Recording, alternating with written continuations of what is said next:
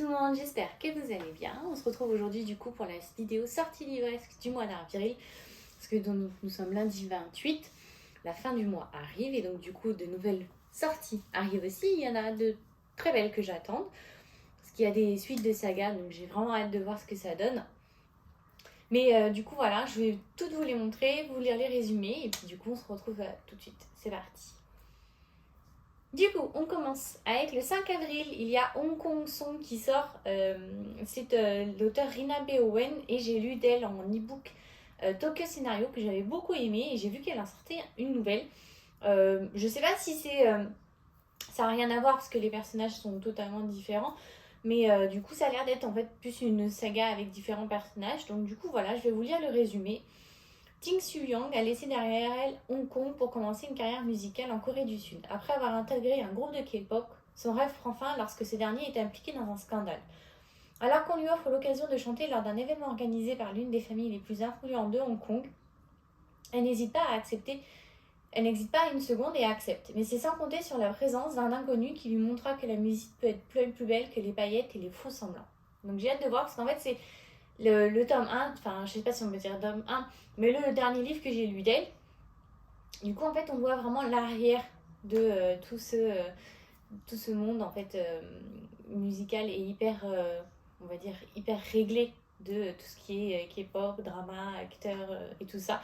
Et donc du coup en fait on voit on va dire l'autre côté et on se rend compte que c'est pas forcément hyper aussi glamour et autres que l'on voit. Donc c'est pour ça que j'ai beaucoup apprécié le tome 1. Donc j'ai hâte de vous le lire, le tome 2, et je continuerai du coup comme je l'ai commencé en e-book, je le prendrai sur ma Kindle aussi. Le 6 avril, je m'attendais pas du tout en fait, il y a en fait un livre sur Cruella, période blanche, noire et rouge qui sort en fait. Et du coup, je vais vous lire le résumé. C'est Nobi Nobi qui sort ça. Elle n'est pas née Cruella. Talentueuse, innovante et ambitieuse, Estella rêvait de devenir styliste de mode. Mais le monde en avait décidé autrement, la vie d'escroc est loin d'être glamour, mais dans ce Londres des années 70, au carrefour de la mode, Estella, l'arnaqueuse, s'imagine devenir styliste. Elle sait qu'elle pourrait mettre le monde à ses pieds avec ses créations, si seulement elle avait les moyens de ses ambitions. Suivez le quotidien d'Estella dans la rue avec ses acolytes du crime, Horace et Jasper, avant que la tornade Cruella d'enfer ne fasse surface et ravage tout sur son passage. Une histoire inédite et complémentaire au film Cruella de Disney. Donc j'ai vraiment hâte parce que alors le film, je l'ai, mais alors, il kiffait, mais alors, c'était juste génial, un pur bonheur, très rock'n'roll, ce qui est quand même assez rare qu'on peut voir sur Disney. J'ai surkiffé. On a vu un pan de l'histoire du coup, les Descendants dalmatiens, parce que c'est la méchante Descendants dalmatiens, totalement différent. Et j'ai surkiffé. Franchement, j'en suis ressortie, mais j'avais la bande-annonce, la bande son dans la tête. Enfin, c'est une pure merveille. Donc j'ai vraiment hâte de voir ce que ça va donner je pense que c'est un manga parce que c'est Nobi Nobi qui le sort. Donc j'ai vraiment hâte de voir ce que ça va donner. Ensuite, le 7 avril, nous avons Cry Wars qui sort. Donc c'est la maison de Saxus. Ils nous font une belle découverte parce que du coup c'est leur nouvelle saga qui va sortir. Et ils n'ont pas encore mis tous les visuels en fait du bouquin. Mais il y a peu de chances que, soyons honnêtes, nous soyons déçus parce que c'est de Saxus et ça a toujours été juste génial. Donc j'ai vraiment hâte de voir. Je vais juste vous lire les résumés et je le recherche juste parce que je viens de perdre la page sans faire exprès. Hop.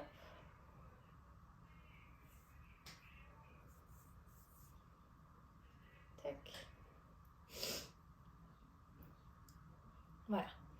Après que la guerre des races ait ravagé le royaume de Rabu, les Ottomae, destinés à être des jouets de la famille royale, ont usurpé les domaines de leurs propriétaires et plié le genre humain à leur volonté.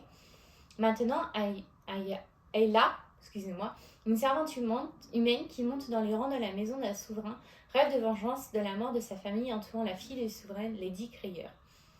Crier est fait pour être belle, sans faille et perpétuer l'héritage de son père. Mais c'était avant son mariage avec l'énigmatique Sky Kinnock, avant qu'elle découvre que son père n'était pas le roi bienveillant qu'elle avait admiré une fois et encore plus encore avant de rencontrer Ella. Maintenant, avec l'agitation humaine croissante à travers le pays, les pressions exercées par une reine étrangère et la montée d'un nouveau dirigeant diabolique, Crier et Ella découvrent qu'il ne peut y avoir qu'un seul chemin vers l'amour, la guerre. J'ai hâte de voir ce que ça va donner et je pense que ça va être plutôt pas mal. Franchement, on va dire que je place de très très grands espoirs dans cette saga et du coup qu'on commence, une nouvelle encore que je commence. Mais j'ai vraiment hâte de voir ce que ça donne. Le même jour, nous avons La Carte des Confins, le tome 2 qui sort. Et j'ai vraiment hâte parce que du coup, ça s'était terminé sur une énorme... pas forcément quiproquo, mais sur une énorme action. Et ça s'était pouf. C'est comme si on était en plein film et du coup, il y avait la dernière scène. Et au lieu on attend, on veut savoir ce qui se passe. Et puis là, écran noir et à suivre. Donc c'est un peu le même genre. Donc je vous lis le résumé. Et si le plus terrible des pirates était une femme? Depuis que les ombres se sont empressées de Cali, Blake est à la dérive.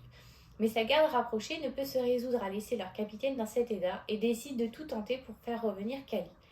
À l'aide d'un pentacle trouvé dans l'ancien château du sorcier noir, ils font revenir la jeune femme qui, par amour pour Blake, réussit à reprendre le dessus sur les ombres.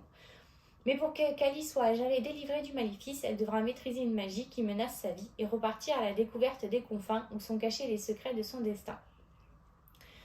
Alors que les épreuves effrayantes s'accumulent sur la route de Blake, réussira-t-il à atteindre les confins et sauver Kelly qui se laisse mourir doucement?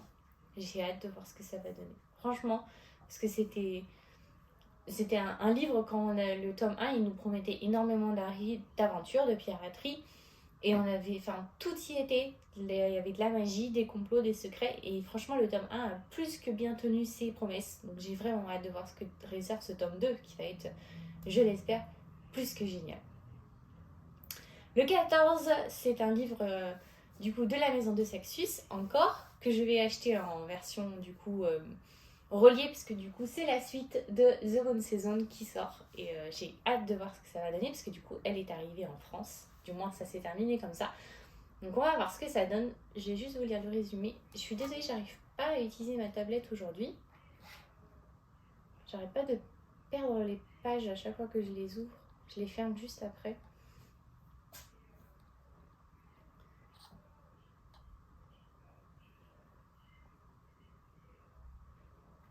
Hop là.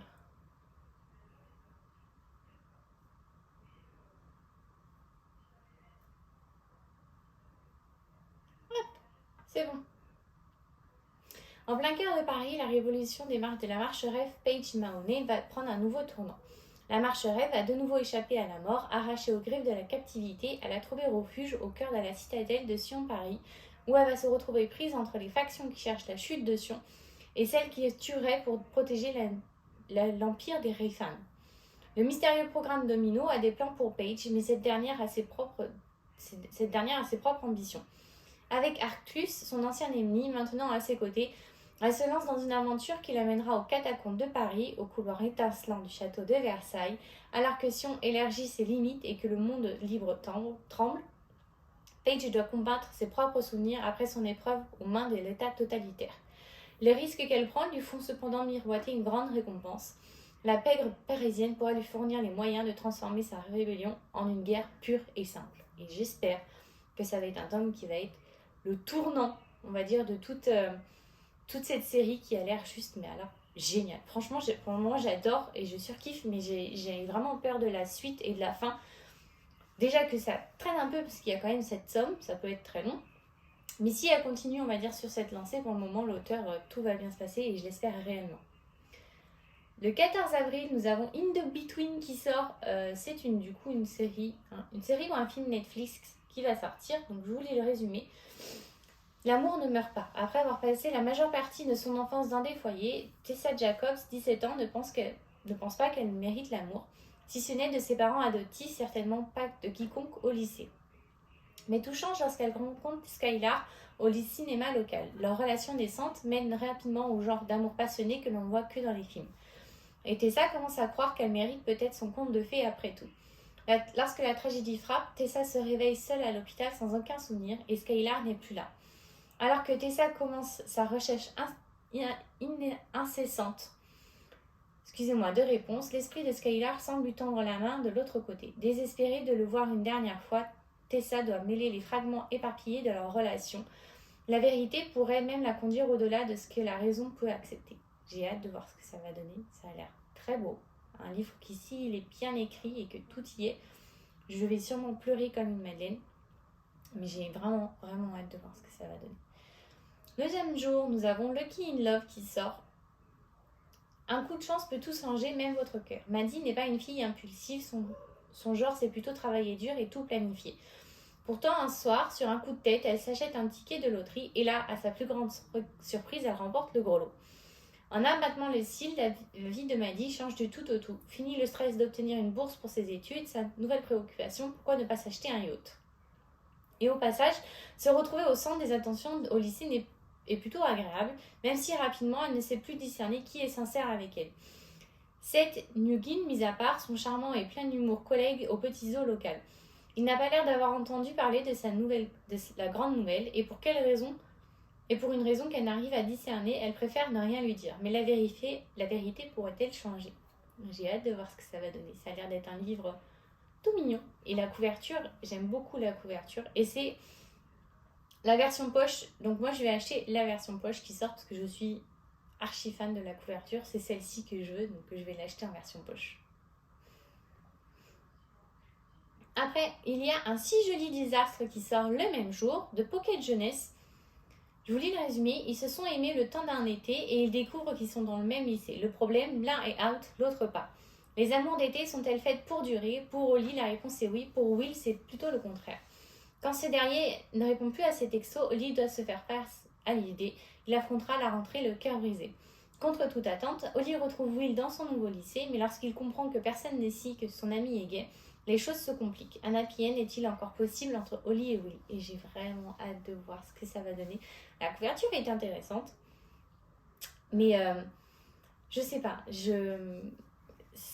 C'est un livre que j'ai hâte de lire. Il me fait penser à un autre livre et à un autre film. J'ai le nom sur le bout de la langue, je vous le dirai dès que je l'ai. Et franchement, il a l'air magnifique, il a l'air très beau. Donc j'ai hâte de voir et je pense qu'il va y avoir pas forcément on va dire vous savez, un fin mot de l'histoire où on est censé retenir une grande phrase ou autre, mais je pense qu'il va y avoir morale, voilà. Je pense pas qu'il y ait vraiment de morale à la fin, mais franchement, j'ai hâte de voir ce que ça va donner. Le 15 avril, j'ai hâte parce que c'est une suite et la fin a été, quand ça s'est terminé, tout partait en cacahuète, il n'y a plus rien qui allait dans le livre, il n'y avait plus rien qui était à sa place, enfin, un désastre total. Donc, je vous lis le résumé. C'est Three Dark Crown, le tome 2, One Dark Throne. Oh, je crois qu'aujourd'hui, c'est pas du tout ma journée pour la technologie, donc ça promet pour le montage tout à l'heure. Hop là.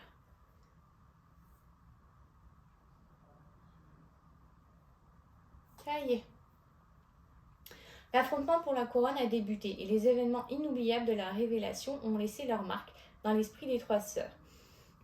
Katharine, autrefois faible et frêle reine, est devenue étonnamment forte. Arizona a découvert un secret lié à son don qui pourrait la mener à son salut ou à sa perte. Et enfin, la puissance Mirabella, pensant qu'Arsinoé l'a trahi, est enfin prête à en découvrir. En pleine année de l'ascension, les triplés vont devoir faire face à des attaques qui les pousseront à remettre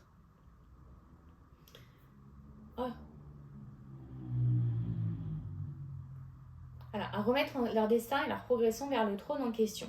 Les amis, tout comme leurs ennemis, forcent la main, les menant à une issue bouleversante qui changera à jamais tous les protagonistes impliqués. J'ai hâte de voir ce que ça va donner, puisque la fin du tome 1 a été impressionnant et j'espère avoir un léger dénouement sur celui-ci. J'espère aussi qu'il y aura, c'est bizarre dit comme ça, mais quand même une paix, parce que c'est quand même assez triste qu'elles se soient, on va dire, été élevées juste pour en fait se détruire et se tuer mutuellement. Alors que je pense que si elles étaient toutes les trois sur le trône, ça pourrait faire vraiment quelque chose d'assez impressionnant. Donc j'ai hâte de voir ce que ça va donner. Et enfin, les derniers jours du mois d'avril, et là aussi je vais prendre la version reliée, parce que du coup c'est la suite. J'ai tout changé, hop là. Des saisons de la tempête, du coup c'est les saisons du chaos, le tome 2 qui sort. Je vous laisse le résumé. Ensemble, ils enflammeront le monde. Après le succès des tempêtes, de la saison des tempêtes, Hélène Cossimaro revient avec un second tome plein de surprises et d'originalité. Entraînés dans un jeu de mort grandeur nature, les adolescents sont devenus des incarnations immortelles de saison et se sont entretués pendant de longues années. Mais un jour, les sentiments de Jacques et Fleur vont renverser ce système, alliés à d'autres saisons refusant la tyrannie de Chronos, le machiavélique créateur de cet univers. Ils ont triomphé du mal et montré que rien ne pouvait être plus fort que leur union sacrée. Ce choix a eu un coût. Jacques a sacrifié sa magie hivernale et son immortalité pour assurer leur survie. Et même s'il referait n'importe quoi pour Fleur, il ne peut nier le vide qu'il ressent depuis. Le monde qu'il pensait avoir libéré de la tyrannie est aujourd'hui prise avec les retombées de la rébellion qu'ils ont enclenchée. Avec le professeur Lyon comme nouveau Chronos, les saisons sont libres de faire ce qu'elles veulent. Mais tout le monde n'est pas satisfait du changement de direction. Des forces ennemies cherchent à se venger et le chaos va se répandre au monde entier. Plongés au milieu d'une nouvelle guerre, Jack et Fleur vont être confrontés aux conséquences de leur choix. Seront-ils assez forts pour sauver le monde d'une tempête qui va devenir incontrôlable? J'ai hâte de voir ce que ça va donner. Parce que franchement, j'avais adoré. Franchement, le tome 1, je l'avais dévoré. Il y avait tellement d'actions, de pépites que j'avais tout lu d'un coup. Parce que je voulais vraiment et absolument connaître la suite. Donc j'ai hâte de voir ce que ce tome 2 va nous réserver. Puisque c'est du coup tout un nouvel univers à réécrire. Du coup, plus rien n'est comme c'était. Donc j'ai vraiment hâte de voir ce que ça va donner. Et voilà, je vous ai du coup montré toutes les sorties que moi j'attendais avec impatience. N'hésitez pas à me dire si vous ou il y en a d'autres. Mais franchement, j'ai vraiment hâte. Je pense que celui que j'ai le plus hâte, c'est Cruella. Parce que j'ai hâte de voir ce que ça va donner. Et si c'est Nobi Nobi, il y a de grandes chances que ce soit un manga. Donc j'ai vraiment hâte de voir un peu les dessins qu'ils ont fait. La carte des confins, parce que je veux connaître la fin. Et c'est une autrice française. Donc c'est quand même un beau cadeau qu'elle nous fait. Et puis de recevoir du coup aussi la suite de The Bone Season que j'ai déjà commandé et que j'attends. Et puis un si joli désastre qui est, on va dire, une légère surprise que j'attends. Et j'espère ne pas, on va dire, être trop déçue ou ne pas trop en attendre parce que j'ai vraiment hâte de voir ce que ça va donner. Donc du coup voilà, on se retrouve du coup la semaine prochaine pour une vidéo. Je vous souhaite à tous une très très bonne semaine. Et puis du coup on se dit à bientôt. Bye bye.